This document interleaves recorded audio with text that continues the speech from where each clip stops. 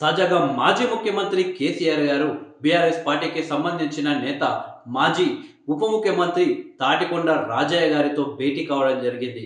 Erravelli form హౌస్లో రాజయ్యతో పాటు మరికొందరు బీఆర్ఎస్ పార్టీ నేతలతో కూడా కేసీఆర్ గారు భేటీ కావడం జరిగింది. అదేవిధంగా అందరూ కేసీఆర్ గారి సమక్షంలో బీఆర్ఎస్ పార్టీలో చేరడం జరిగింది. ఈ సందర్భంగా కేసీఆర్ గారు మాట్లాడుతూ పార్టీ మారిన ఎమ్మెల్యేలకు ప్రజలు తప్పకుండా బుద్ధి చెప్తారు.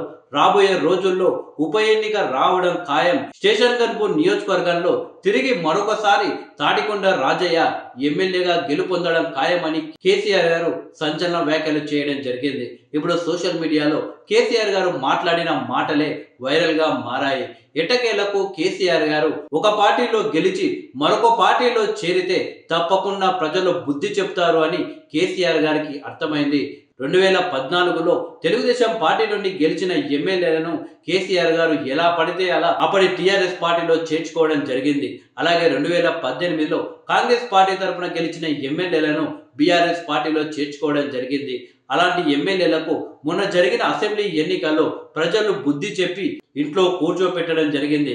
అదేవిధంగా ఆ ఎమ్మెల్యేలను ఎలా పడితే అలా పార్టీలో చేర్చుకున్న కేసీఆర్ గారికి కూడా బుద్ధి చెప్పి ఇటు బీఆర్ఎస్ పార్టీని అలా ఆఖరికి కేసీఆర్ గారు ఎమ్మెల్యేగా పోటీ చేస్తే ఎమ్మెల్యేగా కూడా కామారెడ్డిలో ఓడగొట్టడం జరిగింది.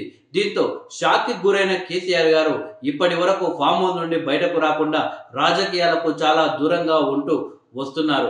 అయితే కేసీఆర్ గారు ఇలా ప్రజలు ఒక పార్టీ గుర్తుపై గెలిపిస్తే మరొక పార్టీలోకి వెళ్తే ఒకవేళ వాళ్ళని చేర్చుకున్నా కానీ చేర్చుకున్న వాళ్ళను తప్పకుండా ప్రజలు ఓడిస్తారు, ప్రజలు తగిన బుద్ధి చెబుతారు అని చెప్పేసి కేసీఆర్ గారికి ఎట్టకేలకు అర్థమైంది అని చెప్పేసి సోషల్ మీడియాలో నెటిజన్లు అయితే అభిప్రాయపడుతున్నారు. మొత్తానికి కేసీఆర్ గారు మాట్లాడిన మాటలైతే ఇప్పుడు వైరల్గా మారాయి. కేసీఆర్ గారు ఇవే మాటలు గతంలో ఎందుకు మాట్లాడలేదు, ఎందుకు మీకు అప్పుడు గుర్తుకు రాలేదా అంటూ నెటిజన్లు అయితే ప్రశ్నిస్తున్నారు. మొత్తానికి చాలా కాలం తర్వాత బయటకు వచ్చి కేసీఆర్ గారు ఈ రకంగా తెలంగాణ రాష్ట్రంలో ఉప ఎన్నికలు రావడం ఖాయం, ప్రజలు బుద్ధి చెప్పడం ఖాయం అని అన్న రెండు మాటలైతే సోషల్ మీడియాలో వైరల్ అవుతున్నాయి.